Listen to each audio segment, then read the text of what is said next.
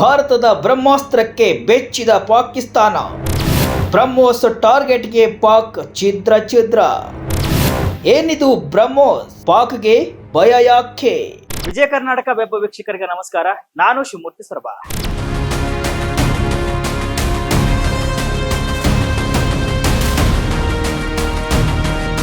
ಪಹಲ್ಗಾಮ್ ಉಗ್ರರ ದಾಳಿಯಿಂದ ಶುರುವಾಗಿದ್ದ ಭಾರತ ಹಾಗೂ ಪಾಕಿಸ್ತಾನದ ನಡುವಿನ ಸಂಘರ್ಷಕ್ಕೆ ಶನಿವಾರ ಬ್ರೇಕ್ ಬಿದ್ದಿದೆ.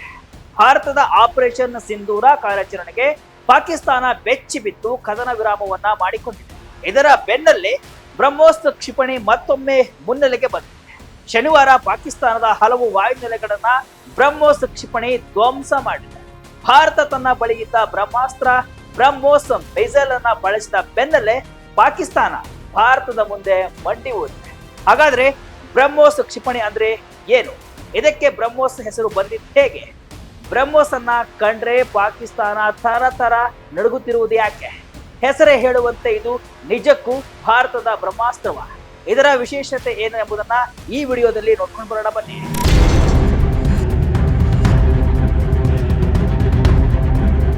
ಹೌದು, ಭಾರತದ ಬಳಿ ಬ್ರಹ್ಮೋಸ್ ಇತ್ತು, ಆದ್ರೆ ಅದರ ಸಾಮರ್ಥ್ಯ ಇಡೀ ವಿಶ್ವಕ್ಕೆ ಪರಿಚಯವಾಗಿದ್ದಿಲ್ಲ. ಮೊನ್ನೆ ನಡೆದ ಪಾಕಿಸ್ತಾನದ ಮೇಲಿನ ದಾಳಿಯಲ್ಲಿ ಭಾರತ ಅದನ್ನ ಪ್ರಯೋಗಿಸಿದ ಬಳಿಕ ಎಲ್ಲರ ಬಾಯಲ್ಲೂ ಬ್ರಹ್ಮೋಸ್ ಎಂಬ ಪದ ಕೇಳ್ತಾ ಇದೆ. ಅಷ್ಟರ ಮಟ್ಟಿಗೆ ಬ್ರಹ್ಮೋಸ್ ತನ್ನ ಸಾಮರ್ಥ್ಯವನ್ನ ರುಜುವಾತು ಮಾಡಿದ್ದು ಪಾಕಿಸ್ತಾನವನ್ನ ಬೆಚ್ಚಿ ಬೀಳಿಸಿದೆ. ಬ್ರಹ್ಮೋಸ್ ಪ್ರಯೋಗದ ಬೆನ್ನಲ್ಲೇ ರಣರಂಗ ಬದಲಾಗಿದ್ದು ಪಾಕಿಸ್ತಾನ ನಮ್ಮನ್ನ ಕಾಪಾಡಿ ಅಂತ ಅಮೆರಿಕದ ಮುಂದೆ ಬೇಡಿಕೊಳ್ಳುವಂತಾಗಿದೆ. ಪ್ರಮುಖವಾಗಿ ಬ್ರಹ್ಮೋಸ್ ಒಂದು ಸೂಪರ್ ಸಾನಿಕ್ ಕ್ರೂಸ್ ಮಿಸೈಲ್. ಇದನ್ನ ಎಲ್ಲಿಂದ ಬೇಕಾದರೂ ಹಾರಿಸಬಹುದು. ಅಂದ್ರೆ ಸಬ್ ಮರೀನ್, ಯುದ್ಧ ನೌಕೆ, ಫೈಟರ್ ಜೆಟ್ಗಳು ಹಾಗೂ ಭೂಮಿಯ ಮೇಲಿಂದ ಉಡಾಯಿಸಬಹುದು. ಭೂಮಿ, ಸಾಗರ, ವಾಯು ಎಲ್ಲಿಂದ ಬೇಕಾದರೂ ವೈರಿಗಳ ಮೇಲೆ ಈ ಕ್ಷಿಪಣಿಯನ್ನ ಹಾರಿ ಬಿಡಬಹುದು. ಭಾರತೀಯ ಸೇನೆ ಮೊಬೈಲ್ ಲಾಂಚರ್ಗಳ ಮೂಲಕ ಬ್ರಹ್ಮೋಸ್ ಅನ್ನ ಉಡಾಯಿಸ್ತಾ ಇದೆ. ಭಾರತ ರಷ್ಯಾದ ಕನಸಿನ ಕೂಸು ಈ ಬ್ರಹ್ಮೋಸ್. ಬ್ರಹ್ಮಪುತ್ರ ಮೋಸ್ಕ್ವಾ ನದಿಗಳ ಸಮ್ಮಿಲನವೇ ಬ್ರಹ್ಮೋಸ್. ಬ್ರಹ್ಮೋಸ್ ಕ್ಷಿಪಣಿ ಭಾರತ ಹಾಗೂ ರಷ್ಯಾದ ಕನಸಿನ ಕೂಸಾಗಿದೆ. ಎರಡು ದೇಶಗಳು ಈ ಮಿಸೈಲ್ ಅನ್ನ ಅಭಿವೃದ್ಧಿಪಡಿಸಿದೆ.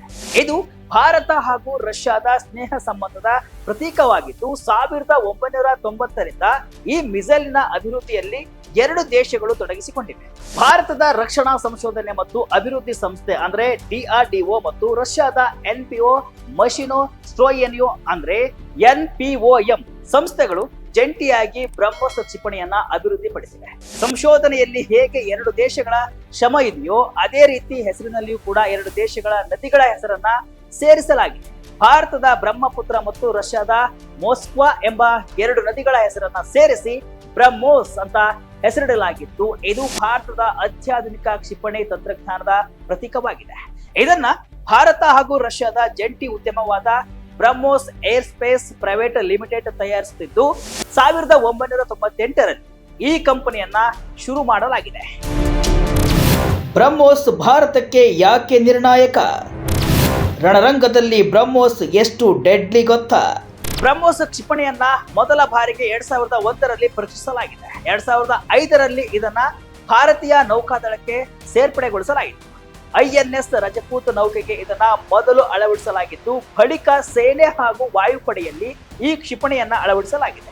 ಇನ್ನು ಹೈದರಾಬಾದ್, ನಾಗ್ಪುರದಲ್ಲಿ ಈಗಾಗಲೇ ಬ್ರಹ್ಮೋಸ್ ತಯಾರಿಕಾ ಘಟಕ ಇವೆ. ಇದೀಗ ಉತ್ತರ ಪ್ರದೇಶದ ಲಕ್ನೋದಲ್ಲಿ ಅಂದ್ರೆ ಡಿಫೆನ್ಸ್ ಕಾರಿಡಾರ್ ನಲ್ಲಿ ತಯಾರಿಕಾ ಘಟಕ ಶುರುವಾಗಿದೆ. ಅತ್ತ ರಷ್ಯಾದಲ್ಲಿ ಕೆಲವು ಪ್ರಮುಖ ಘಟಕಗಳನ್ನ ಒದಗಿಸುತ್ತದೆ.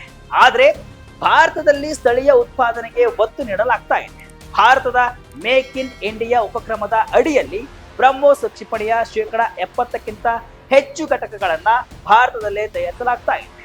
ಭಾನುವಾರವಷ್ಟೇ ಉದ್ಘಾಟನೆಯಾಗಿರುವ ಲಕ್ನೋ ಘಟಕವು ವಾರ್ಷಿಕವಾಗಿ 100 ಕ್ಷಿಪಣಿಗಳನ್ನ ಉತ್ಪಾದಿಸುವ ಸಾಮರ್ಥ್ಯವನ್ನ ಹೊಂದಿದೆ. ಇದು ಭಾರತದ ರಕ್ಷಣಾ ಸಾಮರ್ಥ್ಯವನ್ನ ಮತ್ತಷ್ಟು ಬಲಪಡಿಸ್ತಾ ಇದೆ. ಫೈರ್ ಅಂಡ್ ಫಾರ್ಗೆಟ್ ನೀತಿ ಅಂದ್ರೆ ಏನ್ ಗೊತ್ತಾ? ಪಾಕ್ಗೆ ನಡುಕ ಹುಟ್ಟಿಸಿದ ಬ್ರಹ್ಮೋಸ್ ರೇಟ್ ಎಷ್ಟು? ಸೂಪರ್ ಸಾನಿಕ್ ವೇಗವು ಬ್ರಹ್ಮೋಸ್ ಕ್ಷಿಪಣಿಯ ನಿರ್ಣಾಯಕ ವೈಶಿಷ್ಟ್ಯವಾಗಿದೆ. ಬ್ರಹ್ಮೋಸ್ ಮ್ಯಾಕ್ 2.8ರಿಂದ ಮ್ಯಾಕ್ 3ರ ವೇಗದಲ್ಲಿ ಅಂದ್ರೆ ಗಂಟೆಗೆ 1500 ಕಿಲೋಮೀಟರ್ ವೇಗದಲ್ಲಿ ಚಲಿಸಲಿದೆ. ಶಬ್ದದ ವೇಗಕ್ಕಿಂತ ಸುಮಾರು 3 ಪಟ್ಟು ಹೆಚ್ಚು ವೇಗದಲ್ಲಿ ಈ ಕ್ಷಿಪಣಿಯು ಚಲಿಸುತ್ತೆ. ಅಂದ್ರೆ ಇಲ್ಲಿ ಉದಾಹರಣೆ, ಶಬ್ದ ಬರುವ ಮುನ್ನವೇ ಬ್ರಹ್ಮೋಸ್ ಕಣ್ಣಿಗೆ ಕಾಣದಂತೆ ಹಾರಿ ಹೋಗಿರುತ್ತೆ. ಆದ್ದರಿಂದ ವಿಶ್ವದ ಅತಿ ವೇಗದ ಕ್ರೂಸ್ ಕ್ಷಿಪಣಿಗಳಲ್ಲಿ ಬ್ರಹ್ಮೋಸ್ ಕೂಡ ಸ್ಥಾನ ಪಡೆದುಕೊಂಡಿದೆ. ಇದರ 2 ಹಂತದ ಪ್ರಪೋಲ್ಷನ್ ಆರಂಭಿಕ ವೇಗಕ್ಕೆ ಬೂಸ್ಟ್ ನೀಡಿದ್ರೆ ಘನ ಪ್ರೊಪೋಲೆಂಟ್ ಬೂಸ್ಟರ್ ಎಂಜಿನ್ ಮತ್ತು ಸೂಪರ್ ಸಾನಿಕ್ ಹಾರಾಟವನ್ನ ನಿರ್ವಹಿಸಲು ಅನುವು ಮಾಡಿಕೊಡುತ್ತೆ. ದ್ರವ ಇಂಧನದ ರಾಮ್ಜೆಟ್ ಎಂಜಿನ್ ಅನ್ನ ಬ್ರಹ್ಮೋಸ್ ಕ್ಷಿಪಣಿಯಲ್ಲಿ ಬಳಸಲಾಗಿದೆ. ಈ ಕ್ಷಿಪಣಿ ಭೂಮಿಯಿಂದ 15 ಕಿಲೋಮೀಟರ್ ಎತ್ತರ ಕ್ರಮಿಸುವ ಸಾಮರ್ಥ್ಯವನ್ನ ಹೊಂದಿದ್ದು, ಜೊತೆಗೆ ಭೂಮಿಯಿಂದ 10 ಮೀಟರ್ ಎತ್ತರದಲ್ಲಿಯೂ ಕೂಡ ಚಲಿಸುವ ಸಾಮರ್ಥ್ಯವನ್ನ ಹೊಂದಿದೆ. ಇದರಿಂದ ಬ್ರಹ್ಮೋಸ್ ರಾಡರ್ ಕಣ್ಣಿನಿಂದ ತಪ್ಪಿಸಿಕೊಳ್ಳಲು ನೆರವಾಗುತ್ತೆ. ಪ್ರಮುಖವಾಗಿ ಬ್ರಹ್ಮೋಸ್ ಕ್ಷಿಪಣಿಯನ್ನ ಫೈರ್ ಅಂಡ್ ಫಾರ್ಗೆಟ್ ಎಂಬ ತತ್ವದಲ್ಲಿ ಅಭಿವೃದ್ಧಿಪಡಿಸಲಾಗಿದೆ. ಅಂದ್ರೆ ಬ್ರಹ್ಮೋಸ್ ಕ್ಷಿಪಣಿಯನ್ನ ಉಡಾಯಿಸಿದ ಬಳಿಕ ಕ್ಷಿಪಣಿಯು ಮೊದಲೇ ಪ್ರೋಗ್ರಾಮ್ ಮಾಡಲಾದ ಹಾರಾಟದ ಮಾರ್ಗಗಳು ಮತ್ತು ಸುಧಾರಿತ ಸೀಕರ್ ಗಳನ್ನ ಬಳಸಿಕೊಂಡು ಗುರಿಯತ್ತ ಸ್ವತಃ ನ್ಯಾವಿಗೇಟ್ ಮಾಡಿಕೊಂಡು ಹೋಗುತ್ತೆ. ಈ ಕಾರಣಕ್ಕೆ ಬ್ರಹ್ಮೋಸ್ ರಣರಂಗದಲ್ಲಿ ಡೆಡ್ಲಿ ಆಗಿದ್ದು ಭಾರತಕ್ಕೆ ಕ್ರೂಸಿಯಲ್ ಆಗಿದೆ. ಇನ್ನು ಬ್ರಹ್ಮೋಸ್ ಕ್ಷಿಪಣಿಯ ಸಾಮಾನ್ಯ ಆವೃತ್ತಿ 290 ಕಿಲೋಮೀಟರ್ ವ್ಯಾಪ್ತಿಯನ್ನ ಹೊಂದಿದೆ. ಅಪ್ಡೇಟೆಡ್ ಆವೃತ್ತಿಗಳು 450 ರಿಂದ 800 ಕಿಲೋಮೀಟರ್ ದೂರ ಹೋಗಲಿವೆ. ಬ್ರಹ್ಮೋಸ್ ಕ್ಷಿಪಣಿಯಲ್ಲಿ inertial navigation system INS, GPS, GLONASS, satellite navigation, radar ಮತ್ತು ಇಮೇಜಿಂಗ್ ಸೀಕರ್ ಗಳನ್ನ ಬಳಸಿಕೊಂಡು ನಿಖರವಾದ ಗುರಿ ತಲುಪುವ ಎಂಜಿನ್ ಇವೆ.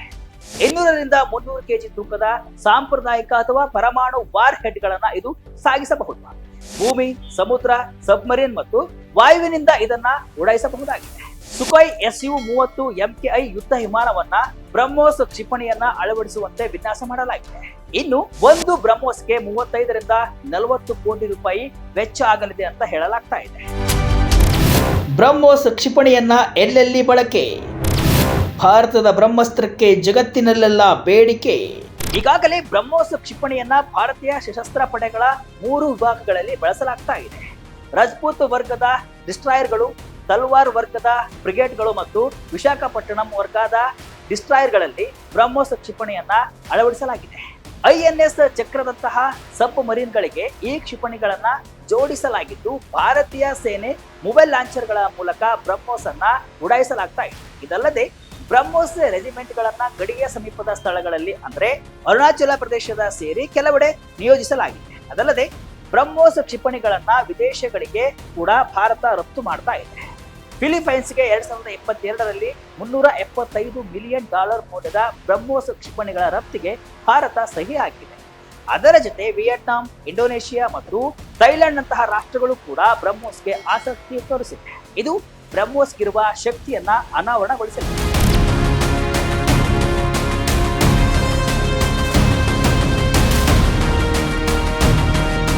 ಒಟ್ಟಿನಲ್ಲಿ ಬ್ರಹ್ಮೋಸ್ ಕ್ಷಿಪಣಿ ಭಾರತೀಯ ರಕ್ಷಣಾ ಕ್ಷೇತ್ರಕ್ಕೆ ದೊಡ್ಡ ಬಲ ನೀಡಿದ್ದು, ಇದರ ಸೂಪರ್ ಸಾನಿಕ್ ವೇಗ ಮತ್ತು ನಿಖರತೆಯು ಶತ್ರುವಿನ ರಕ್ಷಣಾ ವ್ಯವಸ್ಥೆಗಳನ್ನು ಭೇದಿಸಲು ಸಾಧ್ಯವಾಗಿದ್ದು, ಇದು ಪಾಕಿಸ್ತಾನ ಮತ್ತು ಚೀನಾದಂತಹ ರಾಷ್ಟ್ರಗಳ ಎದೆ ನಡುಗಿಸುತ್ತಿದೆ. ಅದಲ್ಲದೆ ರಕ್ಷಣಾ ಕ್ಷೇತ್ರದಲ್ಲಿ ಭಾರತದ ಆತ್ಮನಿರ್ಭರತೆ ಪಯಣಕ್ಕೆ ಬ್ರಹ್ಮೋಸ್ ಉತ್ತೇಜನ ನೀಡ್ತಾ ಇದ್ದು, ಪಾಕಿಸ್ತಾನಕ್ಕೆ ದೊಡ್ಡ ಆಘಾತ ನೀಡ್ತಾ ಇದೆ ಅಂದ್ರೆ ತಪ್ಪಾಗಲ್ಲ. ಇದಿಷ್ಟು ಇವತ್ತಿನ ವಿಶೇಷ. ಇದೇ ರೀತಿಯ ಹಲವು ವಿಶ್ಲೇಷಣೆ ಮಾಹಿತಿ ಅಷ್ಟೇ ಅಲ್ಲ, ಮನೋರಂಜನೆಯ ವಿಡಿಯೋಗಳಿಗಾಗಿ ವಿಜಯ ಕರ್ನಾಟಕ ವೆಬ್ಸೈಟ್, ಫೇಸ್ಬುಕ್ ಹಾಗೂ ಯೂಟ್ಯೂಬ್ ಪೇಜ್ ಅನ್ನ ಫಾಲೋ ಮಾಡಿ. ಧನ್ಯವಾದಗಳು.